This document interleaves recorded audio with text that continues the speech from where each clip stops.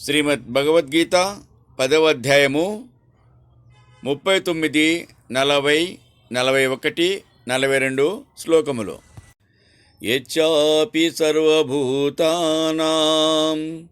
బీజం తదహమర్జున న తదస్తి వినా యత్ స్యాత్ మయా భూతం చరాచరం.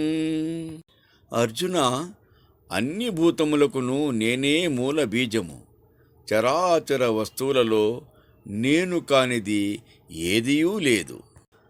నాంతోస్తి మమ దివ్యానాం విభూతీనాం పరంతపా ఏష తూద్దేశ్యత ప్రోక్తో విభూతేర్విస్తరో మయా. పరంతప, దివ్యములగు నా విభూతులకు అంతూ పంతూ లేదు. అయినను వాటి వివరము గుర్తు కొరకు కొంత చెప్పి తిని. యద్యద్విభూతిమస్సత్వం శ్రీమదూర్జితమేవ వా తతదేవావగచ్చత్వం మమ తేజోం చ సంభవం.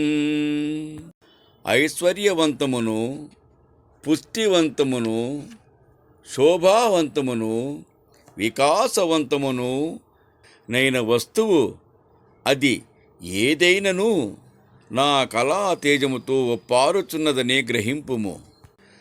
అథవా బహునైతేన కిం జ్ఞాతేన తవార్జున విష్టభ్యాహమిదం కృష్ణం ఏకాంశేన స్థితో జగత్.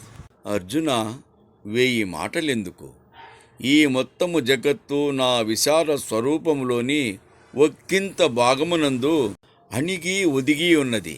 ఓం తస్సత్ ఇతి శ్రీమద్భగవద్గీతాసు ఉపనిషత్సు బ్రహ్మ విద్యాయాం యోగశాస్త్రే శ్రీకృష్ణార్జున సంవాదే విభూతియోగో నామ 10మోऽధ్యాయః.